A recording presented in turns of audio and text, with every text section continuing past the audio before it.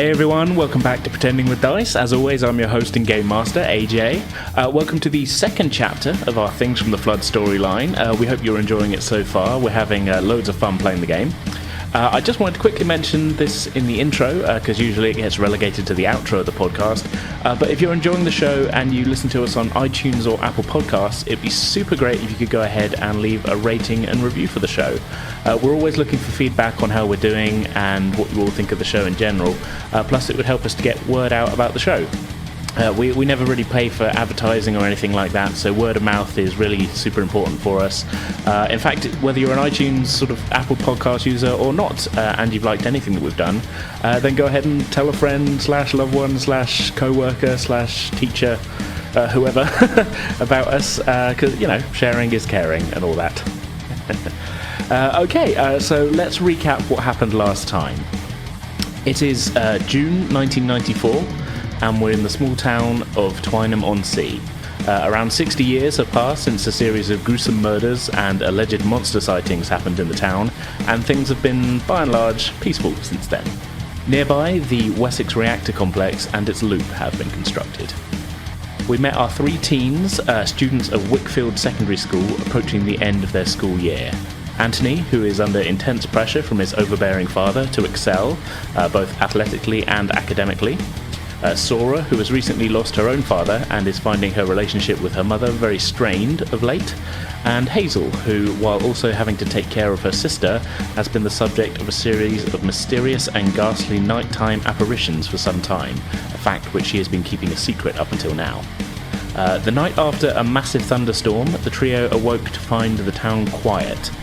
Nearly half of the population were seemingly absent from their jobs and school, with no apparent explanation. Finding this extremely odd, at the end of their school day, the three decided to travel to the home of their friend and classmate, Kev, who had been missing from classes that day. Arriving at Kev's house, they found it silent, and worried, they hopped the fence into the back garden. Looking through the kitchen window, they could just about make out a motionless figure in the darkness, sat at the kitchen table. And opening the door, Antony crept inside to investigate. The figure was Kev's father, seemingly lifeless, with a strange, unidentified black liquid having seeped from his eyes, mouth, and ears onto the now ruined plate of food on the table in front of him. Understandably, Antony was extremely freaked out by this and turned to run from the house. And that's pretty much where we left off last time. So let's get into today's episode then. Enjoy.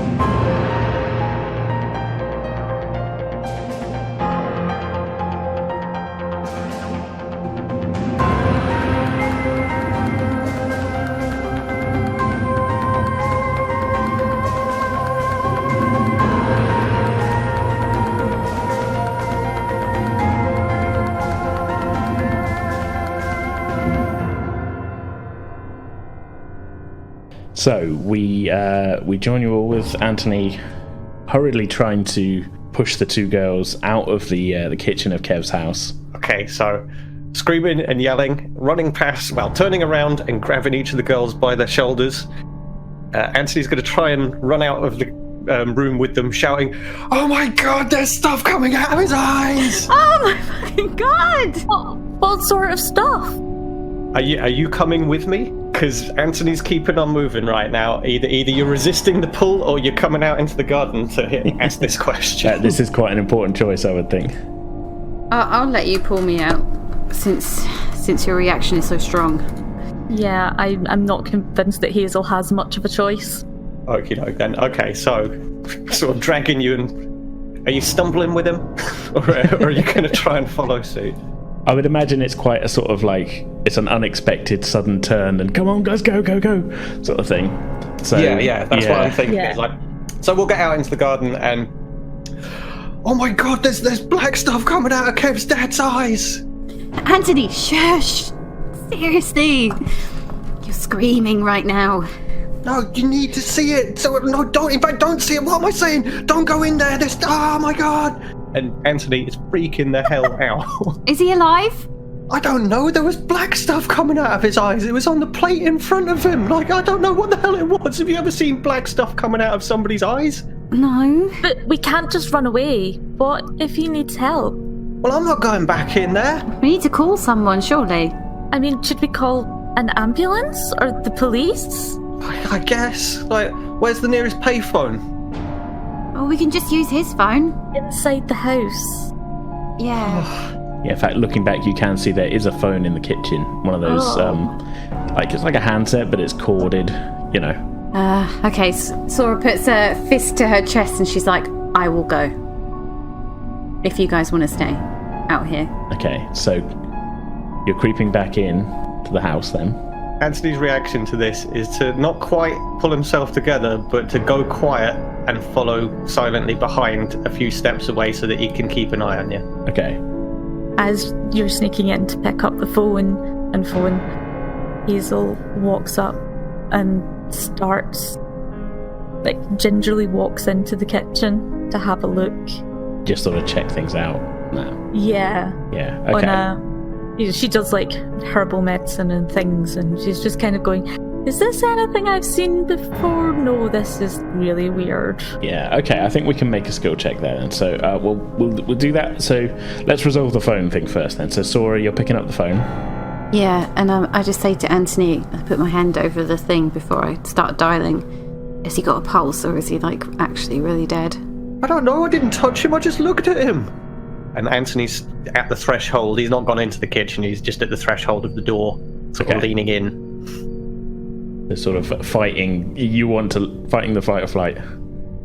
Is he clearly dead, or? Well, he's not, like, fully slumped. He almost looks. I mean, I would need some sort of check from you guys if you want to check sort of medically how he seems. Yeah, can I touch him to see if he's warm? Okay. I feel like this would be like an investigate check, so let's do that. For you, an investigate check. Investigate is mind. 0. So for Sora, it would be you're rolling just 3 dice, and you need a 6 to succeed. This is, I mean, because you're not trying to find a full medical workup. You're just checking to see if he's warm or that. So just the 1 6 needed to succeed on this. So is it 3d8, isn't it? 3d6. Oh, 6, sorry. 2 2s and a 4. So yeah, that is not a success, I'm afraid. So it's tough to tell. You know, it's quite a stressful situation. As you touch him, though, it's not like he's fully limp. I will say. You know, you can't feel a pulse or anything. I won't give you that with any. You know, not with the result that you got. But he's almost sort of sat. He's kind of sat at the table. He's got the plate in front of him. And he's kind of leant over it, like. But he's not like. He's not fully kind of like limp and, you know, kind of floppy or anything. It's almost like he's just sort of a little bit kind of frozen in place. Okay, so Sora stares at the dad for a bit, and then she slams the phone down and then takes off to go look in another room. Okay, so before making a phone call? Yeah. Like, I want to check it out first. Yeah, I want to check it out first before we call anyone. Okay. Okay, well, let's... Come on, Antony! Okay, so while you're doing that, we'll resolve Hazel's sort of... This is, again, kind of like an investigation check, I would think. Yeah. Just mind? Yeah, mind investigate. So with you, that is 5 dice. So 5d6, aiming for a 6. Yay!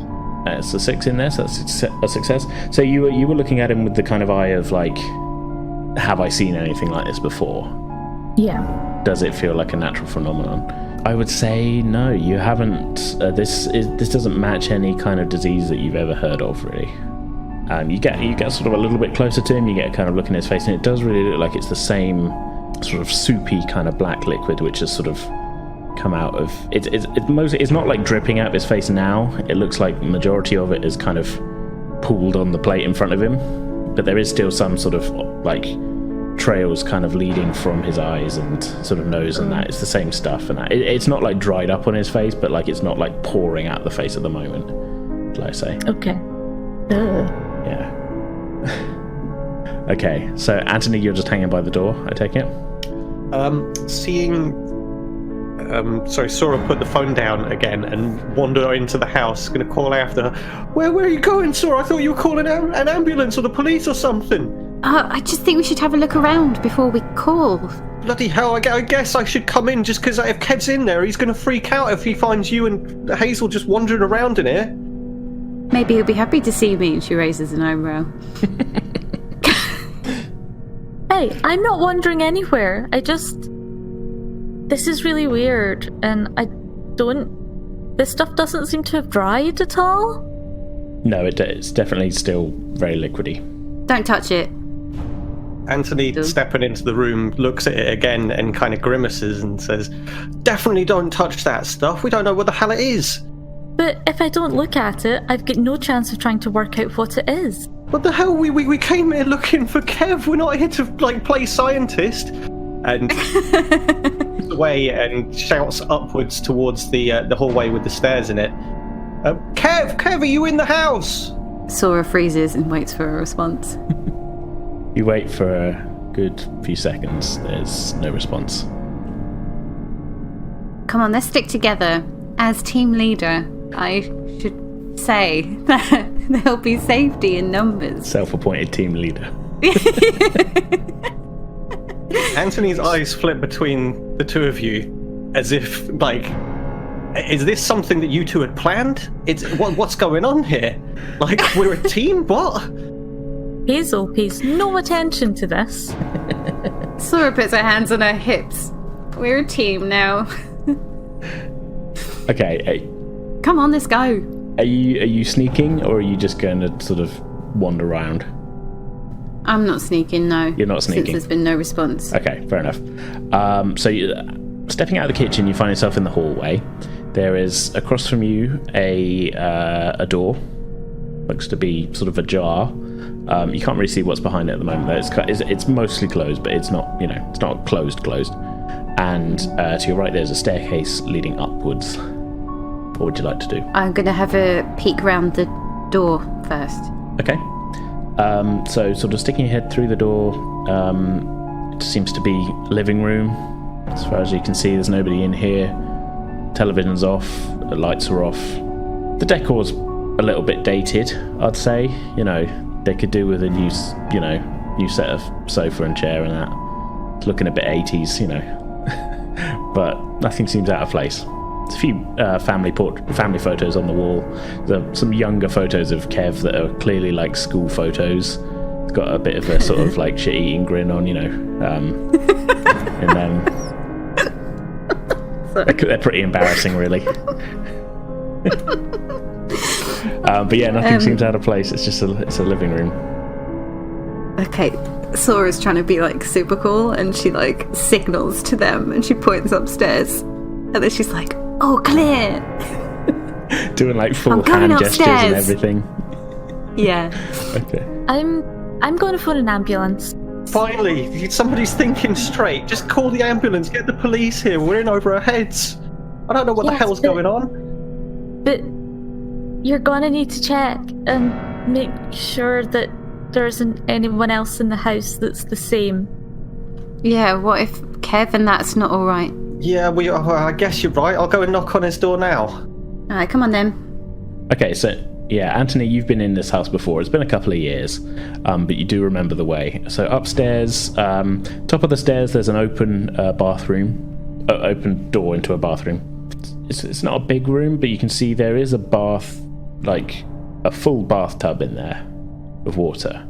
The lights are off though, and to the left, Antony, there is Kev's room. The door's closed, and to the right is his parents' room, which again the door is closed. Okay, then stepping up to Kev's door, but looking at and noting that the bath is full, I'm gonna knock on it. Kev, it's Antony. Antony, your dad downstairs. What's wrong? Kev, are you in there? No answer. I'm gonna look at Sora and then try the door handle. Okay, it's a little loose, but it opens, and you can see sticking your head in. There's a few posters on the wall.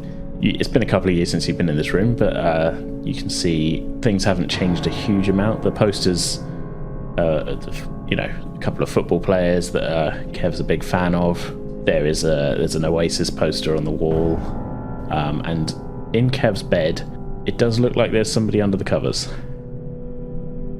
Kev, are you all right? Antony, she puts her arm out. Don't, Antony. Well, what do you mean? That must be him. He must be in here. Yeah, as you step in, you can see Kev's hair sort of sticking out from on the pillow, but you can't see his face from where you are. There's a moment of kind of like Antony's internally jumped to the conclusion that Kev must be in there, and that's Kev, and that means everything's all right. Mm-hmm. So, Kev! And he rushes over to the bed, however many steps it is, and pulls the covers back as quickly as possible. Okay. Kind of excitedly and like, this is going to solve the situation kind of a way. So Kev is lying there in a kind of, a sort of normal sort of sleeping position on his side. But now that you're closer to him and you've kind of pulled the covers back, you can see his eyes are open and the pillow is soaked in this same black liquid which seems to have just leaked from his face all over it. And his eyes are just staring forward. It's a good thing there's no sanity checks in this game. Yes. Like you guys would be losing its shit already. Well, that said, I can give you a condition because you specifically said you were expecting Kev to be in there and not expecting it like that. Yeah, I'm in a state, and Antony is in deep shock now. There's Kev. Sora face palms, but not sarcastically. Just like, oh god. I tried to stop you. He falls backwards against a nearby desk, like, Kev, no! And falls to the ground in shock. Okay, so normally you'd get a condition if you are sort of pushing a roll. So, like, say you failed, you can choose to push your luck, and if you fail again, you get a condition. I've decided just to give you one anyway. The four options are upset, scared, exhausted, and injured. I don't think exhausted or injured really apply. No. I think scared is probably the most... Yeah? Well, that's how I'm playing it right now. Most definitely scared of whatever the hell this is. So that, I think, if I'm understanding this right, I should probably look this up properly. I think that just gives you a -1 to the number of dice you make on a roll. I'm just going to double check that in the rulebook. I've got my DM screen in front of me. It doesn't tell you exactly what that does. There's ways to recover from them. Obviously, you're not going to be scared for the rest of your life. Antony will find his balls eventually. You get a -1 on all dice rolls. I think just because the way it works, that just means in any given dice roll you roll one less dice than you normally would. Their conditions are cumulative, so you can, even though you're scared, you can also get another condition on top of that. So if you had another one, that would be -2. But you can only get one of each at a time. So you're currently scared, so you can't be scared again. You're not double scared, but you could become upset. You could become exhausted. I'm scared you could become upset. Injured. Yeah, you can't layer it on like it's scared, then nervous breakdown, then mental collapse, and then heart attack. So if you take all four, you get a sort of special status called broken. Damn. That sounds nice. This is the way it comes together. If you're broken, something really bad has happened. You're mentally or physically hurt, and you will automatically fail all dice rolls until healed. That's if you're broken. We're not there. That's amazing. We're not there yet. I really like that. Yeah. I should hope I don't have another character reach an unfortunate conclusion by the end of it. No, I think you're in the scared situation. That's 1 of 4, so you're okay. But you will, to recover with that, there's a couple of different ways you can recover. We can sort of talk it out in a scene between the three of you. You would need the other two kind of calming you down. Or if you get together with your anchor, they'll be able to kind of talk you through, and you can recover all your conditions. That's where the kind of anchor thing comes in. So, yeah, but there's ways of getting. There's different ways of doing it, Or the other thing, the only other way to do it that's listed on here is that another teen can sort of really sort of take charge and can heal one condition at a time. And the other team would have to make a a heart lead roll to sort of, kind of get you back on your feet and get you back going in that. But really, mechanically, all it's doing is you get one less dice when you're making a roll for now. Okay. So yeah, you are freaked the hell out. Very good. Sora just throws over a duvet back over Kev's body, and then just crouches over to him, puts her hand on his shoulder. I'm like, why did you do that, you idiot? I tried to stop you. I thought it was Kev. I thought he'd be okay. Sora sighs and gives him a cuddle. It's all right. Hazel's calling the police, isn't she? You'll be all right.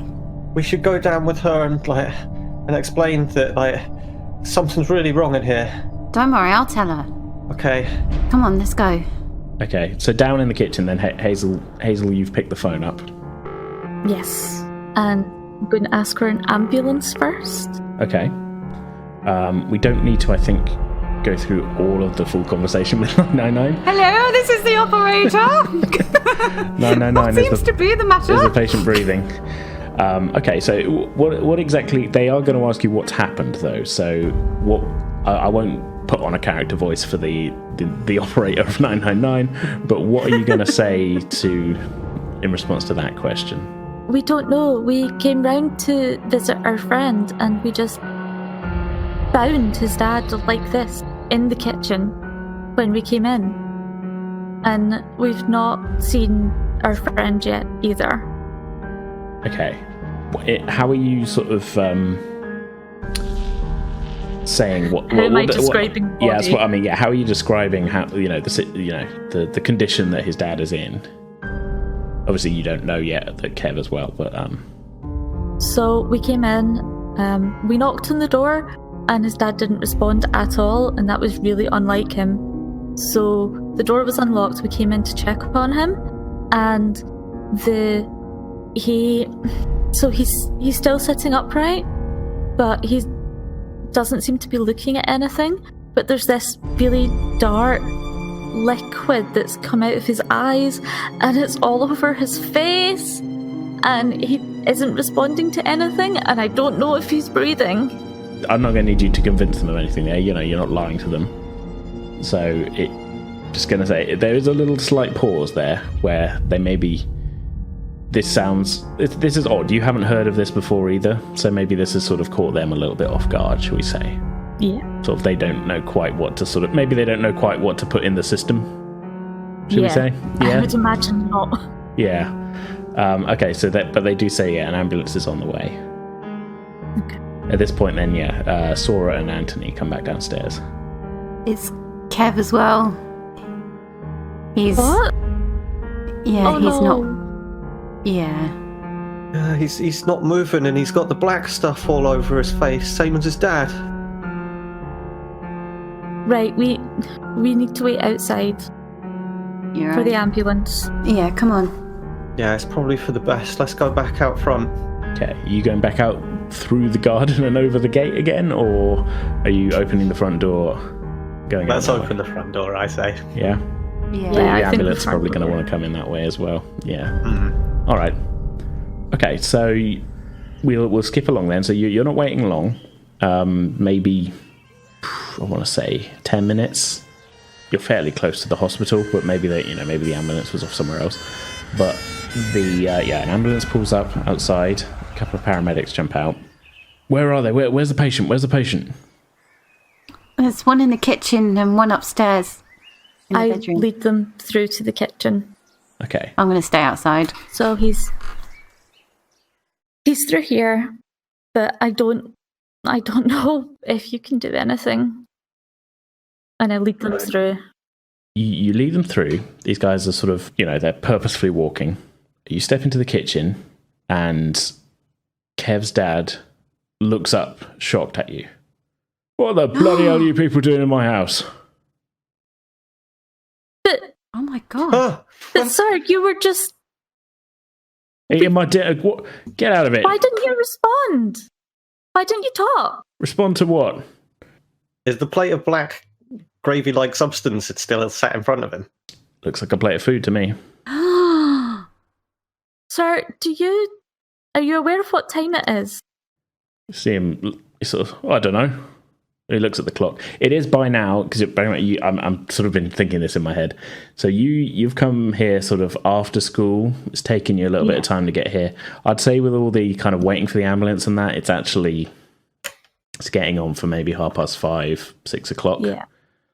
He sort of goes, I don't know. And he kind of looks around. There is a clock. And there he goes, clock says 6. What of it? Do you know what day it is? Wednesday? It is Thursday. No, it's Thursday, mate. Oh, I don't know. I lose track these days. Either way, what are you people doing here? As this is happening, Antony's sort of looking backwards towards the stairs and trying to strain to hear if there's noise coming from upstairs, because his immediate thought is if his dad's okay, then Kev must be okay. Can't hear any noise. There's no. You can't really hear any sounds of anybody moving around.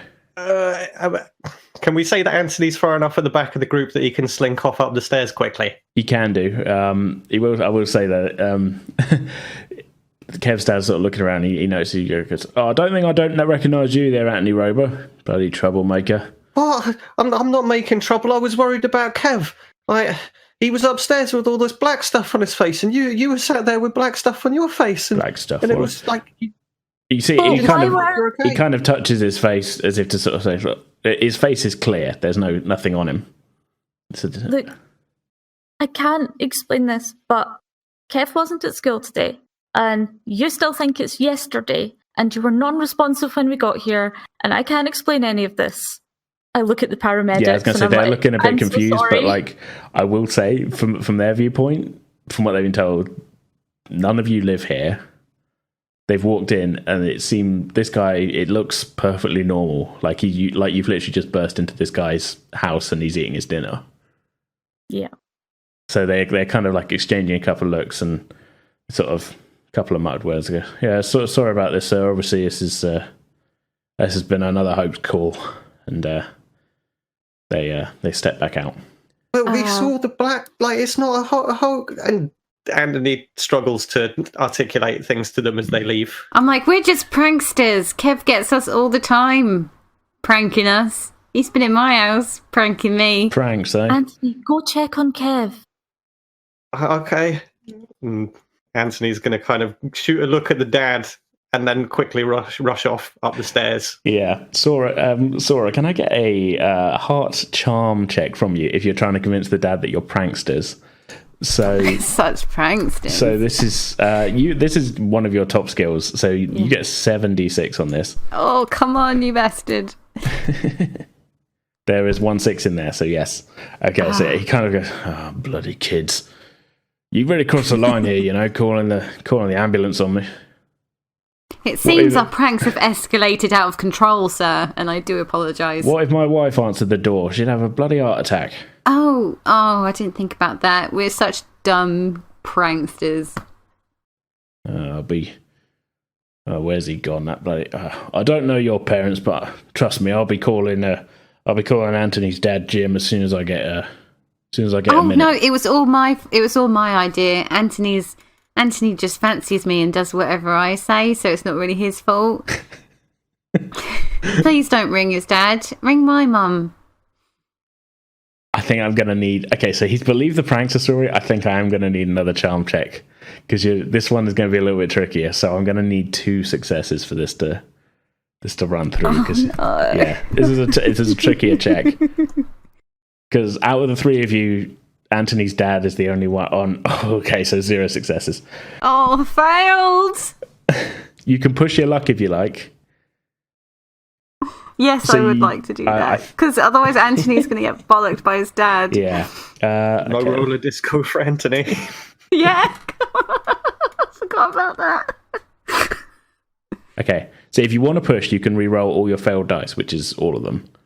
But if you still fail on the re-roll, then... Okay, I'm going to go for it. Fuck it. 7's a lot of dice. There's got to be 1 6 in there, surely. I'm really getting fucked by the dice bot here. There we go. I see A6 in there. Okay. So I did say it was a difficult check, but okay, so we'll say then, so you're really pushing your luck here. But I'll give you sort of a partial success with that one thing. We'll upgrade it to a full success if Hazel wants to jump in and state a case as well. Antony's dad doesn't actually know where he is right now, and all he does is give him a hard time constantly. It's not his fault. We're just cheeky schoolgirls. Cheeky. Okay, if I could get a charm check off of you, Hazel. Save me, Hazel. This is only going to be one success needed, I think, for this one. There's a 6 in there. So, okay, he kind of looks between the two of you then, and he sort of goes, I'm not happy with that boy, but I know what his dad's like. We went to school together. Best to see none of this happens again, all right? I'm not happy with the three of you. Yes, sir. I'm sorry. Right then, get out of it. Gestures towards the front door. While this conversation's going on, Antony, you're going upstairs. Heading straight for Kev's room. And if the door's open as we left it, then he's walking straight in. It's as you left it, basically. Okay. So yeah, going to walk straight in with... Kev, are you all right? Huh? What are you doing in my room, Antony? What? Oh, you wouldn't believe it. You weren't at school today, so me and Sora and Hazel, we were all worried. Yeah, I was. No, you weren't. We play football. What are you talking about? No, that was yesterday. It's been a full 24 hours since then, and we came looking for you, checking your house and stuff because you weren't in school, and we went round to the back of your garden and looked through the window, and your dad had all this black muck all over his face and stuff, and we tried the door, so we came in, and then he was in trouble, and he wasn't moving, and we came up here, and you had all this black stuff on your face, and I don't know what the hell's going on. You what? This is a weird prank, Antony. It's not a prank. I'm telling you, you had this black stuff on your face. Your dad was dead or something. He wasn't moving. I don't know. This is crazy. I feel like I'm losing my mind. Look, I'm real tired from school and football. Can you just? It's 6 o'clock at night, mate. Well, how could you? Antony, we're going. He's kind of I mean, nothing is really out of place on Kev's face at all or anything. He looks genuinely confused as to why you've burst into his room and seemingly woken him up. Look, Kev, I've got to go. My dad's already going to be waiting for me at home. I'm really late as it is, and I'll just talk to you about this tomorrow, all right? But I'm not lying, I promise. All right, can you just get out of my room? All right. I'll see you tomorrow. I'm glad you're all right, Kev. I'll see you tomorrow. Right. Antony still slinks out again, closing the door as he goes. Yeah. And as he's passing, glances again towards the bathroom. Mm-hmm. Is the full bath still Yeah, it's still full of water. Is the door just ajar a little bit? Is that what it's kind of open through there? It's open. Oh, it's open. Yeah. And there's nobody in the bath. It's not like I can see an angle where this is the corner of the bath, and if I peer in, there's more to see. No, it looks like someone's run a bath. Basically. Okay, it's just full. Yeah. Okay. Looks at that again, and then takes a mental note and rushes back downstairs to join the girls. I will say there's no steam or anything coming off the water. Mm-hmm. Yeah, just as somebody did it the day before and forgot about it. Well, whatever's happened has happened. But okay, so we'll cut to the three of you then walking away from the house. Kev was he's all right and everything, but he didn't have anything on his face either, and he didn't believe me. He thought it was that he'd just woken up and that it was the next day and that we were playing football yesterday, but it's like he's lost a whole day or something. His dad was the same. He was pretty sure it was still Wednesday. Something has definitely happened that everyone's lost 24 hours. But yeah, it's proper weird. What? It's really weird. Was it because it could have been that it was because it was a full day, or is it because there was other people turned up that it stopped? I don't know. We'll have to see who comes to school tomorrow, and if it's just Kev that comes back and all the rest of them are still missing, then we might have to go and pauses for a second. We'll have to go and check on other people, or at least talk to somebody and let them know what happened to us. I don't think... Okay, Sora stops and crosses her arm. She's like, I don't think we should tell anyone what we saw. I don't think anyone will believe us. Exactly. You know what? Just look around you. All the adults are not paying attention to things. Your dad is obsessed with football, and then he can ignore everything else. And my mum doesn't tend to know what day of the week it is, or anything else for that matter. Something's broken. Like, really broken. With the mention of the dad, Antony looks at his watch again, sees that it's what time is it now? 6:30 maybe? Coming up 7. 7. Oh God. Antony's eyes bulge out of his head a little bit. It's almost 7 o'clock. Mum's gonna have had dinner on the table for an hour, and they'll be waiting. And he puts a foot on a pedal on his bike and looks at the girls and says, "We're gonna have to talk about this tomorrow. I've got to go." And immediately pushes off without waiting. Yeah, you watch as Antony speeds away as fast as his legs will carry him. There he goes. Oh dear. I think I'll give Antony a ring when I get home to see if he's in big trouble or not. From Kev's house, there's not a huge amount of difference really between getting to yours and Antony on his bike getting to his, so he'd probably get back quicker than you would. Okay, that's fine with me. Anything Hazel-wise? Hazel's just going to be really freaked out and looking through like any books and things that she's got to see if she can make any sense of things. Books at home, you mean? Yeah. Yeah, okay. So let's stick with Antony. So after, I want to say, 10 minutes frantic pedaling, you sort of skid to a halt in front of your house, and you kind of quietly trying to put your bike round the side and sneak in the back door, maybe, or what's the play here? It's getting in, putting the bike in as quietly as possible, and then taking a brief moment at the doorstep to be like, right, what am I going to tell Dad? Like, okay, I went to football practice. I was playing with Kev. He'll back me up tomorrow. So I'll tell him it was that and that I forgot because we were really into the game. And if I convince him on that front, maybe he's going to believe me. Can I get a sneak check just for the sort of the quietness of getting your bike away, I think? Oh, actually, so that'd be 5. 5, so you got 6 here, yeah. I would say as well, probably 5 actually, because you're probably still scared. So okay, well, that's fine. You've got 2 6s there, so we'll call that a success anyway. Mm-hmm. Okay, so yeah, you were able to you know the lay of the land around your house pretty well, and so you're able to kind of quite quietly kind of tuck your bike away where you keep it, and then just compose yourself. No sign of any kind of like Dad kicking the door open, going, "Where are you?" or anything like that. So yeah, you open the door, and the smell of your mum's cooking is in the air. As we established last time, you normally have your homework done before dinner, and you step into the kitchen. So your parents sort of look up from, both of them are sort of eating it in silence, and they sort of look up and sort of stare at you. Your dad kind of gulps down, mouthful of food. Looks like having fried egg and chips.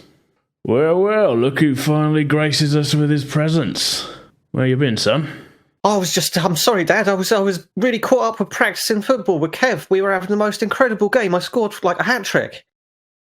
And trying to casually sit down and join them at the table as if nothing's really off. Okay. Like treating this like, I'm really sorry. That's enough, right, Dad? Let's smooth this over. Okay, make a heart charm check. So this would be 3d6 for you. Normally it would be 4, but I'd say you're still freaked out. We didn't go through any of the actions. Oh, there's a 6 in there. Okay. He sort of eyes you up for a second and goes, well, at least you're doing something productive, working on your football skills. You'll have to get your homework done before bed, though, son. Oh, don't worry about it, Dad. I've been thinking about that on the way home. I'm ready to go with the homework. I was thinking about it while I was playing, in fact. Yeah, smart thinking. Takes that's the kind of thinking that's going to take you far in life, son. That's the kind of thinking that got me my own leisure centre. Sorry. That's the kind of thinking that got me my own leisure centre. He was busy planning the cost of people's lockers while he was kicking the ball. Oh, I like that. Good to hear it then, son. Right, we saved you some chips. So, Oh, cheers, Dad. I'll get these finished and then I'll get straight on my homework. yeah, sounds good. Right. He kind of he sort of nods it to your mum, who he's not going to be serving you your food. That's not the way things are done in this house, as you know. So your mum sort of puts you some food on. It'd been kind of keeping it warm in the oven for you, and dinner is served. I will say at this point then, so having the relief at having gotten away with it, at least with your parents, I will say kind of calms you down a bit, and we'll say that you lose the scared condition. Although cool. In role-playing terms, we'll see, obviously you're not forgetting what you've seen and that. Yeah, it makes sense that the fear has passed because Kev's alive again, inexplicably. So the main cause of the fear is being washed away. More of a confusing state at this point then. Okay. All right, so Sora then, were you going to call Antony basically as soon as you got home? No, I was going to leave it till a bit later. Leave it a bit later? Okay, well maybe we'll have the scene then with Hazel sort of checking out some books before, and then it would sort of be like later on in the evening, phone call happens. Yeah. Okay, so Hazel, you get in, television's on in the front room, your mum is in front of it. You see that Laurel is the door to her bedroom's closed. You can see the lights on underneath, lights sort of shining out from underneath the door. You can hear sort of light sounds of the radio playing in there, so maybe she doesn't want to be disturbed. So you go into your own room. Yes. Yeah. Go up into my room and pull a whole stack of books over. Okay. And then sit down on my bed with the books around me. And as I go through them, I end up with what kind of fields of things are you looking into in regards to this? So the books are a mix of witchcraft, so proper spells and things. Right. From all sorts of different places. And there's a couple of books on herbalism, but they're kind of at the bottom of the stack. So she's kind of looking at things that would cause liquid to come out of someone's eyes is really what I want to find. Right, so more on the medical end of things. Yeah. Yeah, okay. Probably more the hedge witch. Yeah. You picked it up from one of those little kind of wicker stores or something. Arcane, weird and wonderfuls rather than proper medicine. Yeah. Okay. All right. Well, make a mind comprehend check is probably going to be the closest we can have for that, really, because I would imagine these are books that you've read over and over before. Yeah. Yeah. So this is more sort of like, do I, these are the books that I think I might have something in, but have I read something like this? Okay, you got a success there.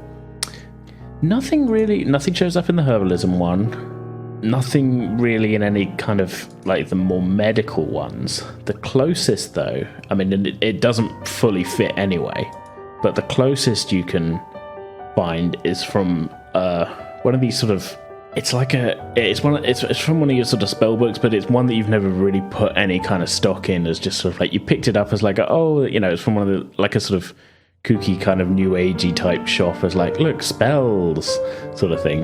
It's not a serious text, should we say? Yeah. But weirdly, that has the closest thing in it, and it's sort of as I say, it doesn't fully fit, but it's a spell for taking away control of a person.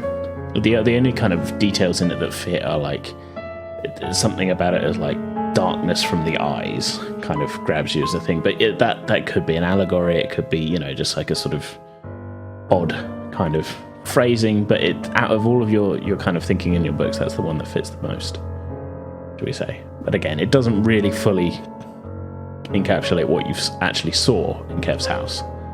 It's just the closest out of what you've got in your books. That will be enough to convince Hazel that it is either supernatural or something that is quite powerful in a totally different way, but we've never come across it, so we don't understand it. Okay. So supernatural, or might as well be supernatural. Yeah, at least based on the books that you have. That's the thought line led you to the down that path. So, and that's the conclusion you've drawn. Whether that's accurate or not, we'll find out. Yeah. But this is what Hazel's conclusion is, shall we say? Yeah. Okay, so it's a little later in the evening. We'll say that this going back through your books and things takes a little bit of time. So over at Sora's house, you think, Antony must be. He's either in deep trouble by now, or he's gotten away with it. So you pick up the phone. It's my Clarissa phone. It's see-through with cogs inside. You've got a miniature crocodile in a tank right next to it. Yeah. There's a couple of rings, and the phone is answered by Antony's mother. Hello? Hi, can I speak to Antony, please? It's Sora. Oh, hello, Sora. How are you? I'm all right, thanks. How have you been? Oh, same old, same old. I'll go find Antony for you. Thank you. You hear clattering of the phone on the side, and off in the distance you hear, Antony! Sora's on the phone for you. Okay, hopping up and running downstairs. Oh, thanks, Mum. And then picks up and goes, oh, you're right, Sora. Did you get home all right? Yeah, all good. Did you get in any trouble? He looks around to check if there's anybody within earshot and says, No. I told my dad that I was playing football all evening, and he was all right with it, thankfully. I think I got really lucky there. Are you feeling all right now? Yeah, I'm feeling a bit better. I mean, Kev was okay in the end, so I guess what? I mean, you saw it as well, didn't you? He did have the black stuff on his face, didn't he? Yeah, he did. It was all over his pillow as well, but I don't know. What could be going on that, we're seeing things? I mean, I didn't sleep very well the night before, but then for you to see the same thing, it just doesn't make any sense. I don't know. Is it group hallucination? I saw that in an X-Files episode once. I don't really know about that stuff. I've never heard of it. Well, you should come round and watch X-Files with me, Antony. I've been taping them. Maybe sometime. And he sort of flushes red. All right, I'll see you tomorrow. All right, I'll see you at school. Bye. Bye. The phones go down, and the truth is out there. Sora goes back to watching X-Files and makes notes. Yeah, it's that episode. It's not, you're rewatching your old tapes. You're not such a big fan of that one episode where the gardener can control fire with his mind, but it's the next one on your tapes on your rewatch through. It's not a great episode. Okay, so in contrast to the previous nights, no thunderstorms, no sort of interruptions really to sleep, unless it's the psychological interruption of pondering what you've seen in the previous evening. I'll leave that out to you guys, actually. How are you sleeping? Antony's going to go out like a light because he's been up since probably about 5:30 to do his paper round, and it's been a very stressful day. So as much as his head is swimming with thoughts of what the hell's been happening and how confusing it all is, that confusion is kind of drifting off as soon as his head's down. That's that. Sora's gonna be staying up late watching X-Files until she falls asleep with the telly on. Okay, so yeah, you get, like you said, they're taped, so you can get maybe 2 episodes per tape. Oh, it's crazy. You get a couple episodes in. It's been a long day though, so yeah, you don't last too late, I would say. And you fall asleep to another thrilling episode of The Adventures of Mulder and Scully. And finally, Hazel, how are you dealing with the events of the evening? Hazel is going to keep poring over her books and eventually will probably fall asleep and drop a book on herself. Okay, are you reading lying down, sort of book over face? Reading lying down, propping the book up. Okay. And reading it, and it's going to smack her in the face or something when she falls asleep. Sleep is sort of, tricky. You each come to it in different ways. I will say, before we skip to the next morning then, however, Hazel, about middle of the night, you wake up. There is a hardcover book covering your face, which you sort of lift off, find a bookmark for, and put on the side.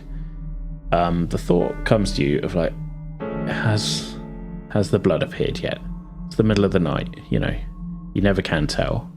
So Hazel, pushes her hair back out of her face and looks down. Isn't really too sure if she can see anything, so she puts on the small light that's beside her bed. Mm-hmm. So that she can have a look properly. Okay, there is nothing on the covers. You are relieved to find. There's nothing on the covers, nothing on the pillows. So, turning your light off, there's a little bit of moonlight kind of shining in through the window. You turn off your light and you sort of lay back and you're just about to close your eyes when you notice something looks different on the ceiling. Oh no. Put the light back on and look up. On the ceiling, above your bed, are a series of concentric, expanding circles. They look... it's still dark in here with a little light on. They look a deep red. Oh no. As you stare at them, they fade away into the ceiling. And they were directly above the bed.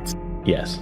Hazel jumps up, grabs her bedding, and, curls up in a corner of the room with her back to the wall. Okay. And, hides underneath the duvet with a pillow behind her neck. Alright. So, you're not getting back to sleep easily, would we say? Not easily, no. Not easily? No, okay. But yeah, sort of keeping an eye out, and you eventually, however, find your way back to sleep with no other, you're sort of every so often checking the ceiling and that, and above you and everything. No other signs of anything. And as you awake in the morning, still no signs of anything. So the morning has come around now. It's Friday morning. You've got a good 36 hours before the roller disco. And Antony, you're, as usual, first to awake. Paper round as normal. Uh-huh. Today, as you do it, things seem normal. There's the normal number of people you see on town, around the town that you normally would run into. Mr. Butler, the milkman, is there. A couple of people, especially compared to the previous day, a couple more people walking around, in the high street and that. You finish your round, get to school. Doesn't seem quite as quiet as the previous day. Well, his reaction internally, at least, is that that's very odd. And that he's very much paying attention to, noting who wasn't around and who is around today, and kind of thinking to himself, I'm going to ask other people if they've noticed the same thing. Yeah, I mean, the milkman even gave you a wave like he does sometimes. And would have given him a customary nod back. Didn't seem out of place, that's all I'm saying. Okay. Well, just go to school then at that point then. Yeah, okay. Sora, you wake up, and as you're getting set to leave school, you still see no signs of movement in the house of Mr. Smith across the road. Oh. Am I still in my house? I was just sort of saying, as you were getting ready to leave, you kind of, it struck you you remembered from the previous day that it was unusual that he wasn't there. So maybe before you're leaving the house, you just kind of peek out the front window and you can see there's no signs of movement in Mr. Smith's house across the road. Okay, I call back. Mum? Yes, Sora, yes, what is it? Mr. Smith I haven't seen him about the last few days. Do you think he's all right? He is old. I can look in on him later. I didn't know you two were very close. I'm not close. I don't know him. I just mean, I was walking the other day, he wasn't there, and today he's not there. I don't know, he's old. Maybe he's just having a lie-in. I can look in later if you want. Yeah. All right, see you later. Okay, see you later. Have a good day. Bye. Leave the house. Okay. Hazel, yeah, like I say, you wake up in the morning, no signs of... Sorry, I hope I haven't led my mum into a trap. But Jesus! Well, we'll find out. No! Oh, I'm so stupid. Oh, okay, sorry. Okay, so Hazel, as usual, breakfast is waiting for you, but your mum is sort of bustling around. It's the usual setup. There's nothing out of place in your house, really. I mean, other than the blood, but that's. I feel like that's a separate issue. Yeah, the blood. How is Laurel? Does she seem okay?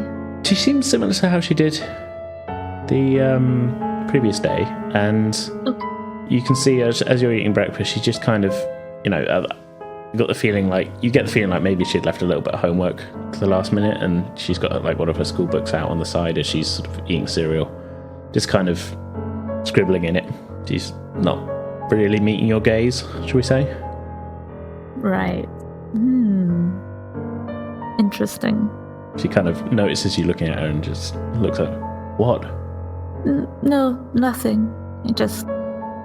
I'm sorry, I didn't sleep well. Well, okay. Just stop staring at me. It's weird.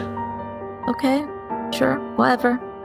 Okay, the two of you finish your breakfast and make the short walk to school. Is Kevin the lessons that Antony has in the morning? I will say it does seem like you got a full attendance today. Just and he general. is in the same classes as him? Yeah, where you would normally run into him, yeah. Okay, right. Okay, then, so we'll have a quick conversation between the two of them then. In class, or like like maybe you're going to a locker or something? What yeah, are you between lessons. After first lesson, like as they're leaving class, he gets an opportunity to have a quick chat with him as they're walking towards. You're putting history books away in your locker and that, and Kev he's only a couple lockers down from you. He's also changing books around. Okay, Antony kind of catches Kev's eye and goes, "Oh, you're right today, Kev." Yeah. No, I got a good nap last night. Good. Well, you must have been in bed for a long time if you slept through the whole day. Slept through? No, man. I didn't sleep through the whole day. Well, you must have. Seriously, what happened to you yesterday, mate? Look at the date. What? You must have recognised by now that you slept through a whole day. No, I didn't. We played football. I went home. You kind of weirdly turned up, and then I went back to bed. As he's saying this, I'm assuming here a little bit. Have we got school diaries? Yeah, let's say yeah, sure. That was part of my secondary school experience. Had school diaries. I had completely forgotten about school diaries, but yeah, I more than likely did have one. Yeah. And you He's going to pull out his school diary and point out yesterday on the diary and say, "Look at the date today. Look, do you have anything in your school diary for yesterday?" Are you talking like signed in and stuff like that? Yeah, any evidence of because you would write your homework down and what have you in it, and I'm going to arbitrarily say that Antony has got some homework or something that he's written in there for the day before. Yeah, just to indicate yes, he was at school. He does have stuff written in there. Ooh. It's non-specific, but it does match the timetable that's on yours. Taken aback at the sight of this, Antony's confused as hell. Says, "But that doesn't make any sense. You weren't here yesterday. We could ask the teachers that were in the classes and they'll tell you that you weren't here." Yeah, I was. I feel like I'm losing my mind, mate. I feel like you're losing your mind as well. What did we do yesterday then? Yesterday, well, we played football at lunch, and we had music in the afternoon, and we had a couple of other classes. I don't know, got homework, and then I said I'll see you guys later, and you went off on your bike. Well, we didn't do any of that. I don't remember any of what you're talking about. You weren't talk at to school, someone, mate. And then Hazel and Sora came to your house to find out what the hell was going on. I'm sorry, mate. I'm just really confused. I remember that. I got home, I had some dinner, a bit tired, had to lie down. Next thing I know, you're shaking me awake. All right, I don't know what to tell you, mate. I must be me that's confused or something. Yeah, it sounds like it. I'm gonna have to talk to the girls and find out what the hell's going on. Maybe they're playing a trick on me or something. They seemed like they were they didn't seem to care that much that you and your dad were in trouble or something. Well, my dad said they were pulling a prank or something. So maybe they are tricking you. Oh, bloody Sora! And now Antony is quite convinced the girls are tricking him. Okay. All right. So it is it's late morning now. It's final period before lunch. It's PE. You are in the school's kind of. It's a little bit dilapidated. It's not run down or anything. It just you could probably do it with a bit of work, but it is bleep test day.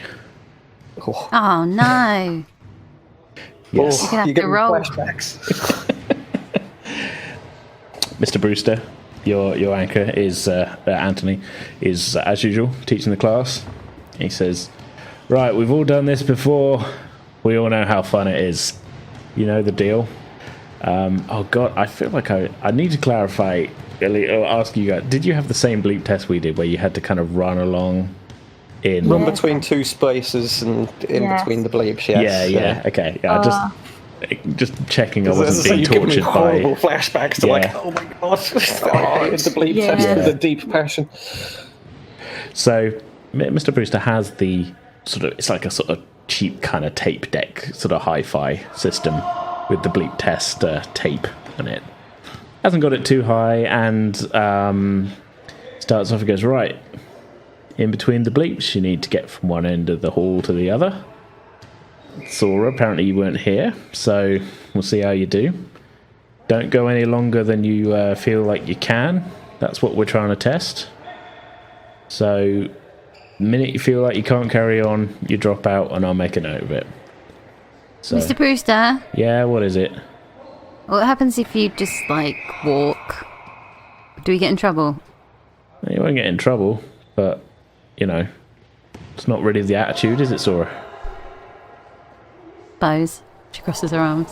See, there's this song. I don't know if you've all heard it, but it goes like this, and it's words to live by. When the going gets tough, the tough get going. Think about that. Okay. Antony looks around at the other kids to gauge reaction to that pearl of wisdom. Sora raises her eyebrow. Okay, sir. He goes, okay, ready? And he blows a sort of his whistle, presses play on the deck, and the beeps start. So, can I get body move checks from each of you? This is just to see how well generally you do from the bleep test. Okay, so... This is going to be almost as bad as actually doing the damn thing. I've got 4 D6. Yeah. 8d6. Oh, 8? Yeah. 2 successes. 3. Okay, so Sora, yeah, you can keep going for a while, without too much hassle, but, basically as soon as you start feeling tired, you just say, screw it, and stop. Mr. Brewster kind of gives you a look of sort of like, oh, well, almost like well, you tried. Sort of like... Hazel, you surprise yourself a little bit by, you definitely go longer than Sora. You kind of keep going for a bit. You sort of drop out with a few other people sort of dropping out at the same sort of time. Antony, you're kind of keeping up the pace. You do notice as you're going, Kev is keeping pace with you, as are a few other people. Some of you are a little bit surprised. You're a little bit surprised that they are keeping pace with you.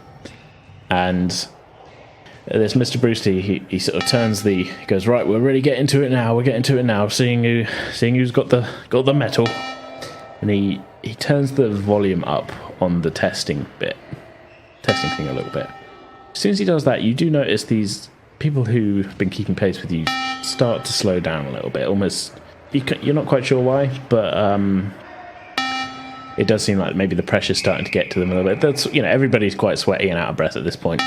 Antony, you are the last person going, and okay, go for a little bit longer than everyone else. The rest of the class is kind of watching you, and finally you stop. So there you go, Antony.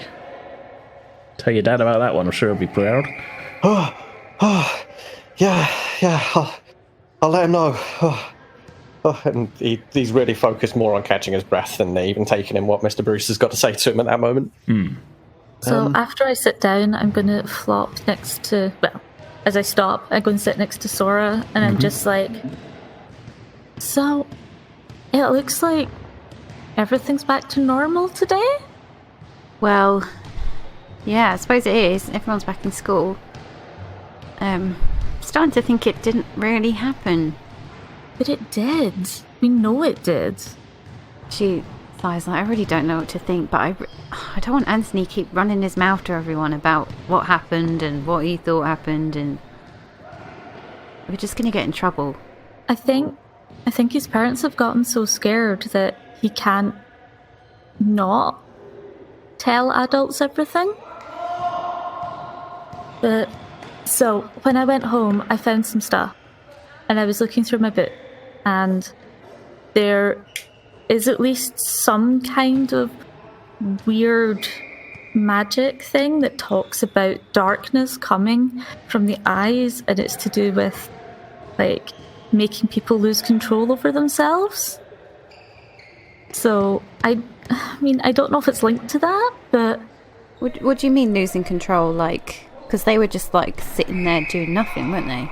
yeah, it was just like, you know, like those old zombie films Yeah. where they're like, I mean, okay, they moved around and Kev's dad wasn't moving, but it was very much that kind of like completely vacant. I just don't Yeah. understand what then like snapped him out of it when the paramedics turned up. I feel like that this might sound out there. What if like time went back for them because we like disrupted something? Oh, it could have. I mean, if it was some sort of supernatural thing, I don't know. It just because everything disappeared. Like there was no evidence of blood or whatever it was coming out of them. It just as if time went back and nothing happened. Just for them. Yeah. It's like nobody seems to realise that they weren't here yesterday. Like none of the teachers have said anything about it. It's kind of like everything is just like they filled in the blank. Like, oh, it was just a normal day. It's just so weird. Would you say you've asked anybody else about this today? Like, have you talked to any of the other students who were maybe here the day before? Or have you talked to any of the other students who weren't here the day before, you know? I've probably, like a couple of girls in my classes in the mornings, I've probably gone, so you didn't really miss anything yesterday? They seem a little confused, and they tell you that they were there yesterday. Oh, okay. Sorry. Like, independently, if you know what I mean. They're not... Yeah. They weren't, like, talking to each other, you know. These are separate people all telling you that, no, they were here. Okay. Sora would have kept herself to herself. She's still intent on not saying anything. But she calls Antony over. Oi, Antony! And he's kind of finishing huffing and puffing and then kind of looks up and... Yeah. Compared to them, Sora is not broken one sweat because she did not try. Yeah, you at look like you all. haven't really done the test. Still pristine. Yeah, that bit where Mr. Brewster was saying, don't push yourself, go till you feel like you can't.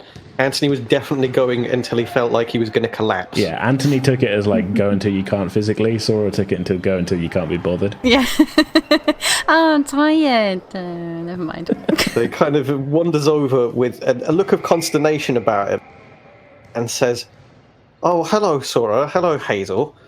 I was talking to Kevin, and he was showing me his diary that shows he was at school yesterday. And I'm starting to think that I was just so tired yesterday that you girls were playing tricks on me. Hey, that prankster thing was a lie. It's not true. I'm not really pranking people. He raises an eyebrow quizzically, as if like, really? Yes, really. Also, Antony, I heard you shouting at Kevin this morning. Stop telling people what happened. Well, I had to ask him because he doesn't seem to think that anything was weird yesterday. He's got a full diary of like events and things that happened, and he was here. He was telling me all about what he thought was going on. But I mean, have you talked to anybody else that wasn't here yesterday? Yes. Supposedly wasn't here. Yes, I have. And it's like all of them have just filled in a random school date in their minds. They had no idea that anything happened. And their brains have like reset as though it's normal. But it happened. And we saw that black liquid. But telling people about it isn't going to help because they don't want to listen. Yeah, I'm going to stop talking about it now because, yeah, nobody seems to know anything about it apart from us three. And I'm starting to doubt my own thoughts on this. But I don't know how the hell you did it to me. Like, is this one of your, like, magic herbs or something, Hazel? Oh, yeah. Because all my herbalism is so effective, I can make you see things. Or I can knock, like, 90% of the town out for 24 hours. if it did that, do you think I would still be in this stupid school? Antony winces a little bit, like, these are all fair points and I've got nothing to say to that. Sora feels like teasing Antony and says, actually, I did see you eat a brownie yesterday. I think Hazel might have put some weed in it. Sora! No! She tries really Is this hard reefer not to madness? smile. Have you given me reefer madness? You were going crazy. You took off your pants. You started running around all the way to Kev's house. And that's... Sora, leave him be! So mean. What? It's okay. I think if it had been that, you'd remember it. Everyone saw your banana boxes. Oh my god. Luckily, I was there. She puts her hand to her chest to help you. She's taking Sora. the piss, right, Hazel? Like, she's just joking. Like, that didn't do any of that. She's joking. She's just trying to embarrass you. And she just really, really wants to see you in your underwear. What? No, don't turn it around on me. She blushes. Totally do. Antony's a shade of crimson now that is just... Yeah, it's the most red of reds. Oh. He's almost shaking now with a kind of, like, stress at everything that's being thrown at him. He's like, I don't know what the hell's even happening anymore. Just... Oh, and he sits down with you and says, all right, fine, okay. Like, so everybody's, like, half the town's forgetting what's going on. Just, all right, I'll just believe you if you stop teasing me, okay? Okay. She grins. Okay, I think we could spin on to the end of the school day then. So throughout the day, you've been met by kind of anytime you've kind of questioned it, whether it be other students or you just kind of maybe sort of dropped a comment to a teacher who was missing, sort of implying that they weren't there yesterday. You're met, uniformly by confusion, and no, we were here, that kind of response. This is all three of you really. Although, like you say, you're kind of keeping it on the down low a little bit at this point. And you all find yourselves leaving the front of the school entrance. It's Friday evening, so a little bit more casual than a normal weekday. But you're leaving the school entrance. Kev is leaving at the same time. Matt, the other guy who plays football with you, Antony, the one who Sora had a crush on. Well, at least that's what you said in your character sheet. I might, if that's no longer the case, I can take this out. Yeah, it's starting to feel like there's something else brewing.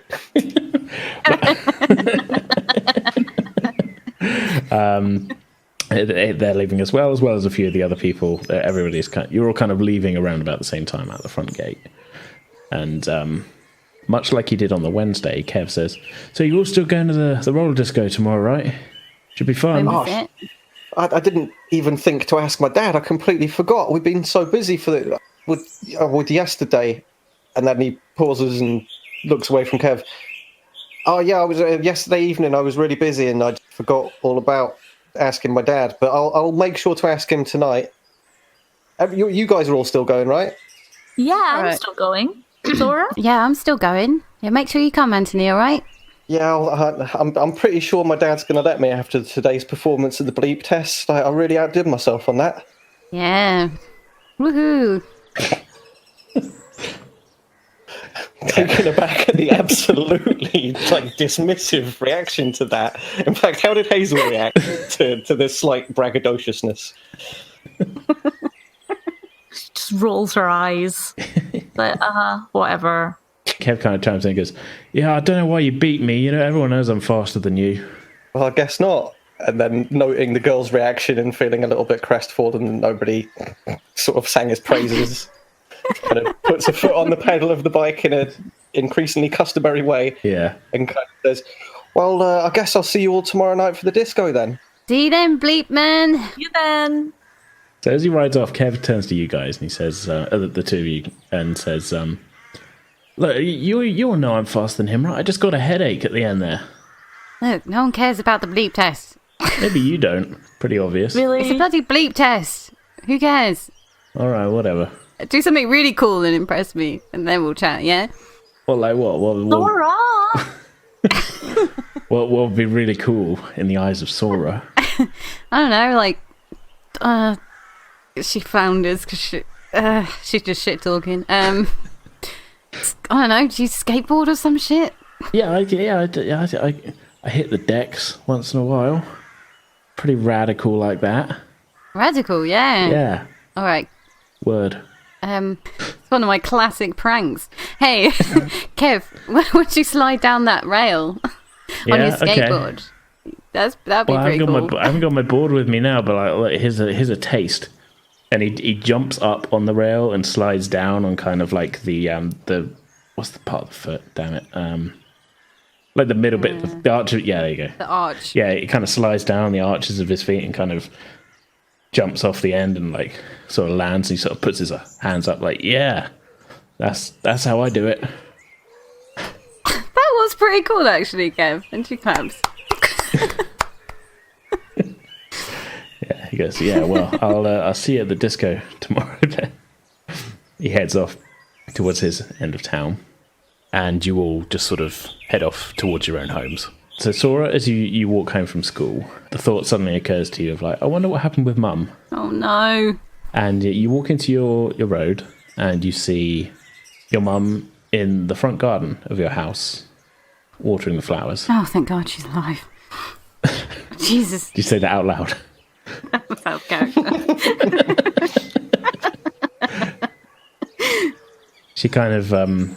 she sees you sort of approaching and sort of gives you a bit of a wave, and you look over at Mr. Smith's house, and there is there's a van parked in front of it. It says on the side PCP, and your mum greets you as you approach. Yeah. Oh, how was school? Yeah, it was whatever. What's going on? Is that like is he dead? I don't think so. That's the power company, isn't it? PCP. Oh, I thought it was like a weird... Anyway. I didn't get a chance to go over. I was shopping, but when I came back, then, Bam's parked there, so there's people inside, so I'm guessing he's okay. I wouldn't worry about it, dear. So, have you seen him, though? Oh, no, I haven't been over there. But... Mum, you used to watch Murder, She Wrote all the time. I thought you were on it. That's just a television show. You need to not get so wrapped up in your programmes. I don't know how you watch that dreadful American thing. Scare yourself with that. Oh, I like telly. Nothing else to do around here. Well, you make your own fun. You're always tinkering with that car of yours, aren't you? Well, of your dad's. Yeah.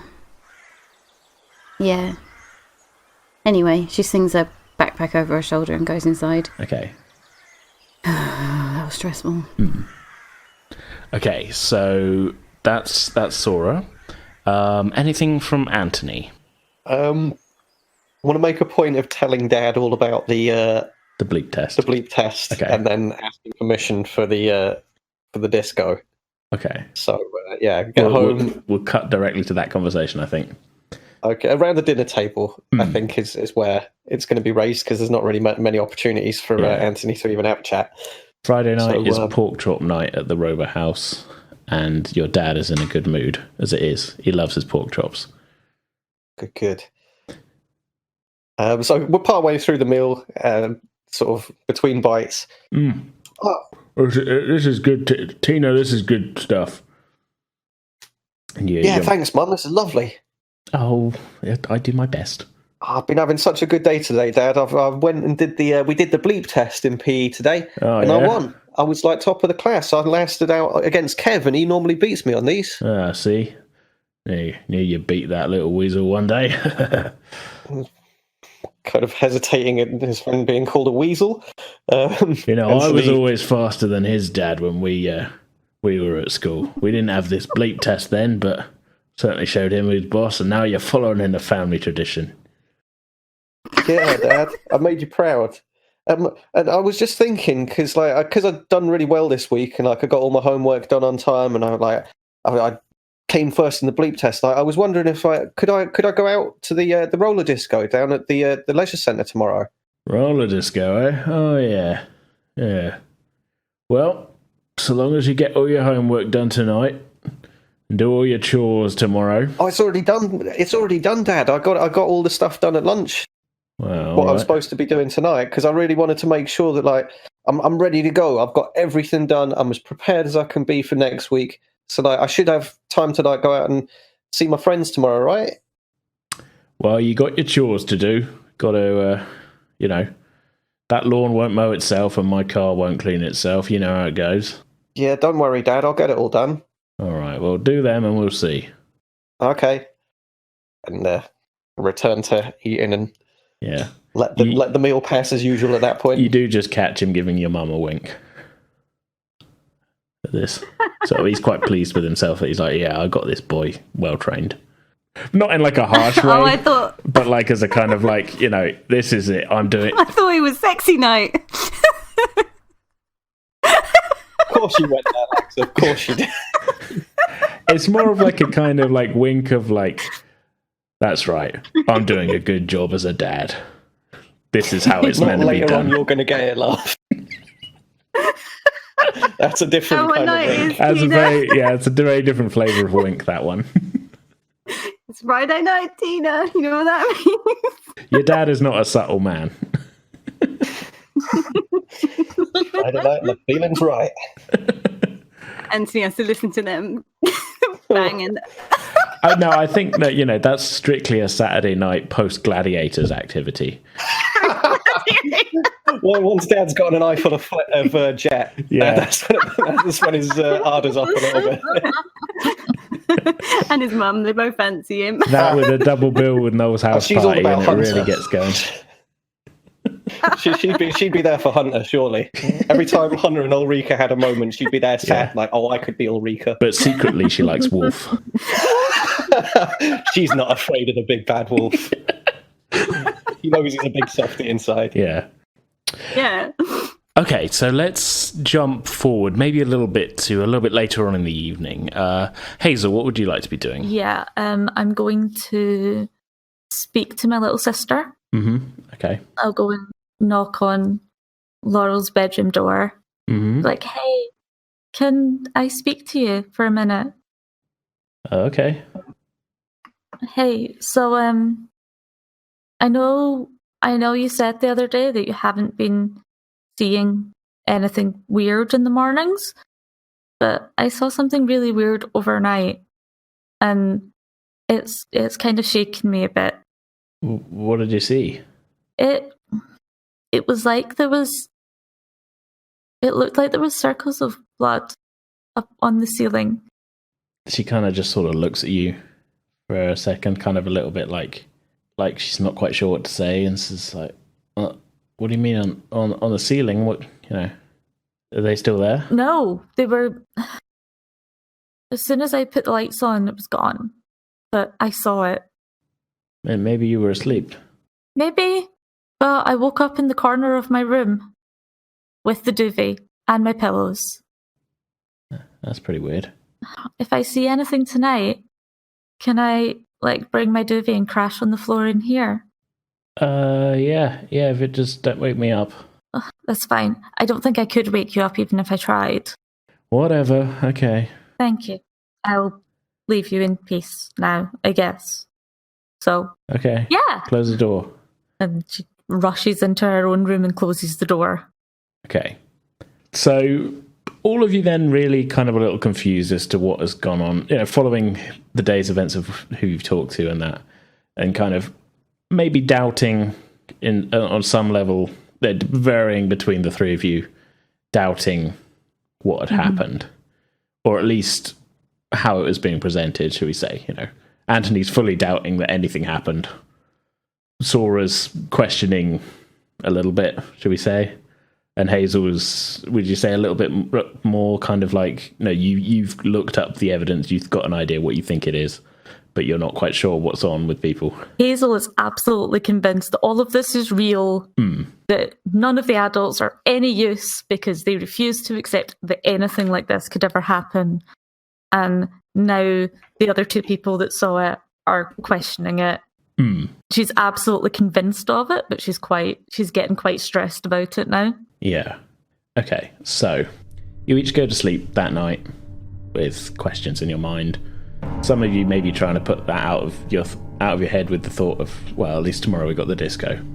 Hazel, you find yourself waking again, and instinctively you check the ceiling this time. Nothing on the ceiling. Nothing on the bedclothes. But you get that odd feeling, worried sort of sensation in the back of your neck, sort of thing, that has always kind of preceded seeing the blood, seeing the apparitions. But you can't see anything in your room. Can I feel anything? Do you mean like physically, or how do you mean? Okay, can I feel that there's like any blood on me? No, it doesn't feel like you have anything on you. You can't find anything in your room, and you can't see anything on the ceiling. But you're just getting that kind of prickly sort of something's up kind of feeling. Can she try and work out what it is? Sure, I will just say, just give you the context that the only other times you felt this is when the blood has appeared. Okay. She's gonna be slightly panicky and then try and find where the blood is, because this has changed. Yeah. This is not how it was behaving before. Make a mind investigate check. A little bit kind of panicked, I would say, because this is unusual. I mean, the whole thing's unusual, but like, it's been going on for a while. Yeah. Oh, you got 2 6s there. Okay. So over the course of about 5 to 10 minutes, you check everywhere in your room, anywhere that you can think, maybe it's appeared somewhere odd. As I say, not on the bedclothes, not on the ceiling, not on the floor, not on the underside of your mattress, not in your cupboard, not anywhere. You begin to get a little bit worried, and you step out into the hallway. Slight breeze coming from under Laurel's door. Guess maybe she's got her window open.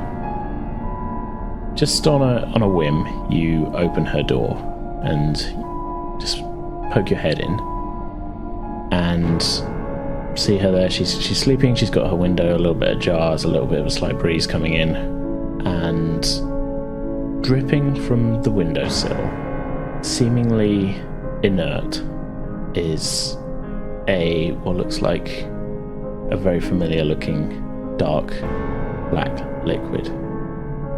Oh no. It seems to evaporate as you look at it, almost as if it's you get the feeling it's kind of boiling away, which is very strange. It's not what happened at Kev's house. No. You take a step and you look into the room above Laurel's bed, on the ceiling, just fading away into the ceiling tiles, as it had done in your room the night before, is a series of lines traced out in blood. But you can see this isn't exactly the same as what appeared on your ceiling. While yours were sort of concentric circles, this is different. This is almost like magnetic field lines, sort of swirling but kind of ordered pattern above Laurel's bed. And as you watch, they fade away.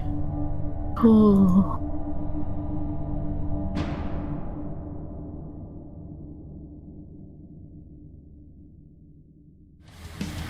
Okay, that's going to do it for this episode. We'll be back as usual in 2 weeks' time on Thursday the 10th of October with the next chapter of our Things from the Flood storyline, continuing where we left off today. So we hope you'll all tune back in for that. In the meantime, you can get in contact with us on Twitter and Facebook, both of which we're at PretendWithDice. You can also email us at pretendingwithdice@outlook.com. If you're an iTunes or Apple Podcast user, as I said in the intro, it'd be really great if you could leave us a rating and review. It all helps us to find new listeners, and we'd love to hear what you all think of the podcast. So for now, that's our show. I hope you all enjoyed it. We'll see you next time.